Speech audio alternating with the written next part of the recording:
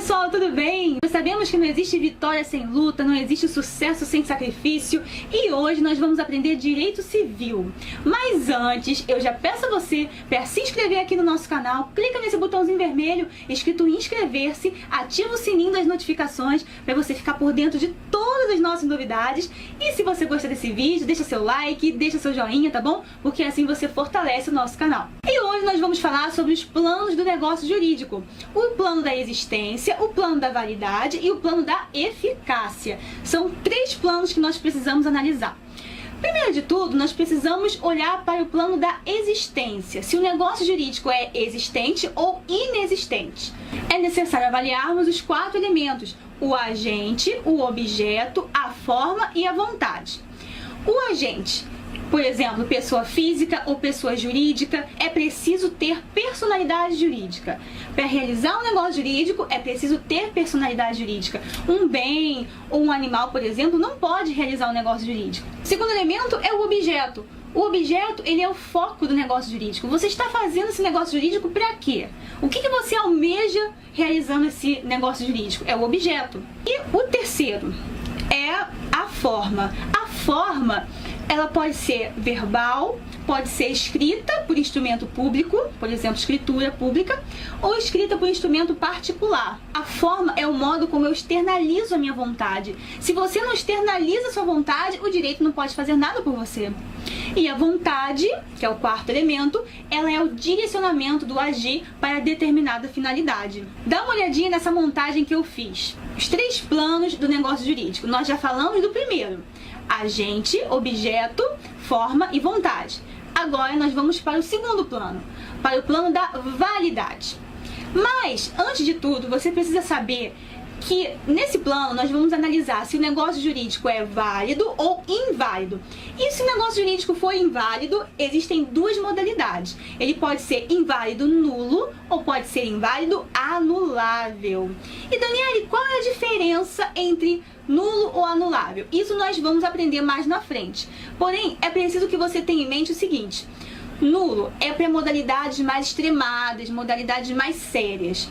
Imagine aqui uma flor que já nasce morta, ou melhor, um feto que já nasce morto. Não adianta, ele já nasceu morto, ele já nasceu sem efeitos e ele nunca vai poder ressuscitar, não tem como ele reviver novamente.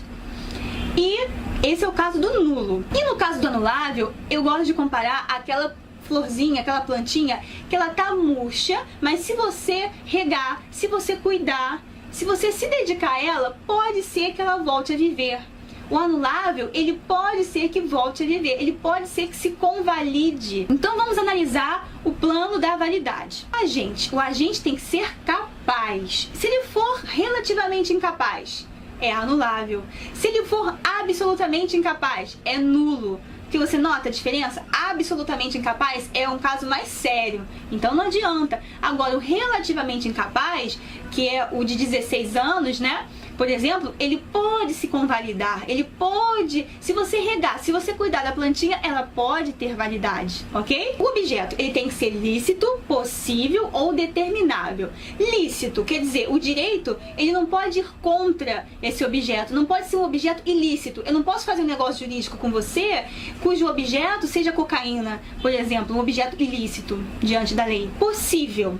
O objeto tem que ser possível, por quê? Possível fisicamente e juridicamente. Eu não posso fazer um contrato com você cujo objeto é um pedaço de terra na lua. Não é possível fisicamente esse contrato.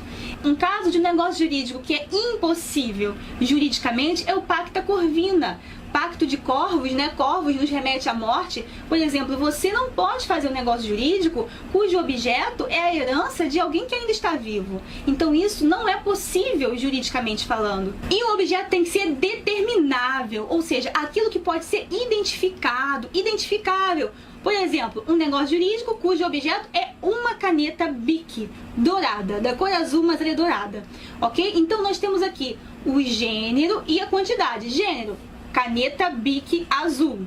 Quantidade: uma. Então, você tem o gênero e tem a quantidade, então você consegue identificar, você consegue determinar. Não significa que seja uma coisa determinada. não é um objeto determinado. Se eu falar esta caneta, é esta aqui que está na minha mão, ponto e acabou. Agora, se eu falar uma caneta Bic, pode ser uma dentre tantas. Então, o objeto, ele pode ser determinado ou pode ser indeterminado. Pode ser determinado, esta caneta, ou pode ser indeterminado, uma caneta Bic azul. Mas o objeto, ele tem que ser determinável e não pode ser indeterminável. Por exemplo, eu não posso fazer um negócio jurídico com você de um. Aí você vai falar, Daniela, um o quê? Um. Você não sabe o que, você não consegue determinar, você não consegue identificar aquilo. Entendeu? Então o objeto, ele tem que ser determinável ou determinado ou indeterminado. A única coisa que não pode ser de jeito nenhum é indeterminável. Ok? Isso é uma questão mais de vocabulário.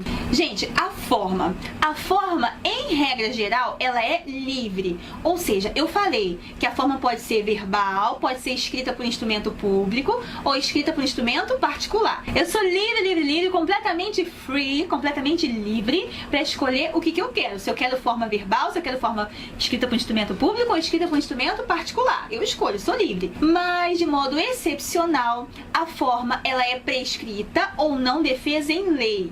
Ou seja, prescrita significa aquela forma que é exigida pelo legislador. O legislador, ele exige, ele manda que você faça daquela forma. E quando a forma ela é exigida pelo legislador, o negócio jurídico é um negócio formal. A forma ela é tão importante que ela integra a essência do ato, ela integra a substância do ato. E se eu não cumprir a forma, o negócio é inválido na modalidade nulo. E a forma não defesa em lei? No direito, a palavra defesa significa proibida. Então, não defesa em lei significa não proibida por lei. Então, se é não proibida por lei, significa que é permitida. Então, por exemplo, pode haver um caso que o legislador fale que é proibido, que é defesa em lei, você fazer pela forma verbal. Que você pode fazer por instrumento público ou por instrumento particular, mas a verbal você não pode. Então, nesse caso, é uma forma defesa em lei. Então, para o negócio jurídico ser válido, a forma tem que ser não defesa em lei, não proibida por lei, ela tem que ser permitida. Agora vamos para a vontade. Para o negócio jurídico ser válido, a vontade tem que ser livre. A vontade não pode ter vício nenhum, ela não pode ser viciada. E quais são os vícios de vontade que nós conhecemos? É o erro, o dolo, a coação, o estado de perigo e a lesão. Então, erro, dolo, coação, estado de perigo e lesão. Se tiver algum desses vícios de vontade, o negócio jurídico é inválido. Aí haverá um problema nessa coluna da validade. Então, já que nós já analisamos o plano da existência e o plano da validade, agora eu vou te fazer uma pergunta. Vamos ver se você aprendeu. Se Tício realiza um negócio com Mévio, em que o objeto é 2 kg de cocaína, esse negócio é existente? A resposta é sim. É existente por quê? Porque existe o agente, existe o objeto, existe a forma e existe a vontade. Agora, esse negócio jurídico, ele é válido? Não, porque aí nós temos um problema na coluna da validade, no quesito objeto. O objeto não é lícito, o objeto é ilícito. Então, teve um probleminha na coluna da validade? Então, é inválido. E nesse caso, por ser uma modalidade mais séria, é uma plantinha que já nasceu morta, um feto que já nasceu morto, então não vai ter efeito nenhum, então é nulo. Agora uma outra pergunta. Um negócio jurídico realizado por um menino de 15 anos. Ele foi numa agência de carros e entregou um bolo de dinheiro ali. Esse negócio, ele é existente? Sim, ele é existente, porque existe agente, existe objeto, existe forma e existe vontade. Agora, esse negócio jurídico, ele é válido? Não é válido. Por quê? Porque na coluna da validade nós tivemos um problema no quesito da capacidade. O agente, ele não é capaz. Então, porque ele não é capaz, ele é absolutamente incapaz, então o negócio é nulo, ok? Então, tendo dito isso, vamos agora para a coluna da eficácia. Na coluna da eficácia, existem 3 elementos acidentais do negócio jurídico: a condição, o termo e o encargo. A condição é o evento futuro e incerto. É futuro porque ainda está para para acontecer. E é incerto porque a gente não sabe se vai acontecer mesmo ou não. Por exemplo, eu faço um contrato com você de doação, eu vou te doar a minha casa se você passar no exame da OAB. Ou seja, a condição é se você passar no exame da OAB. A gente não sabe se isso realmente vai acontecer, se você realmente vai passar ou não. Então, por isso é um evento futuro que está para acontecer, mas é incerto. O termo, por exemplo, são as datas. O dia, por exemplo, 23 de dezembro, que é o meu aniversário, é um dia que vai acontecer, é um termo que vai acontecer. Então, é um evento futuro e certo, vai acontecer. Agora, o encargo, ele é um ônus presente numa liberalidade. Ou seja, vamos pensar assim, bônus você ganha, ônus você perde. Então, é algo que você vai perder quando você ganhar algo. Ou seja, você está recebendo uma doação.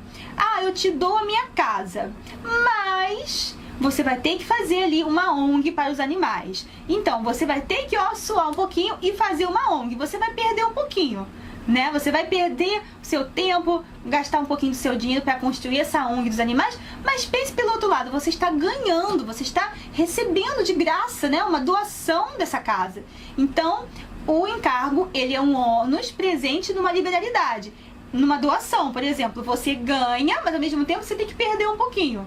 Ok? Então pode haver casos que o negócio jurídico ele é existente, ele é válido, mas chegou na coluna da eficácia, teve a cereja do bolo, teve uma condição, um termo, um encargo que não foi cumprido. Então torna o negócio ineficaz, ok? E se for cumprido, torna o negócio eficaz, obviamente. Então espero que vocês tenham gostado do vídeo de hoje. Se você gostou, deixa seu like, seu joinha. Se tiver alguma dúvida, escreve aqui embaixo nos comentários pra mim. Um beijo, até a próxima. Fui!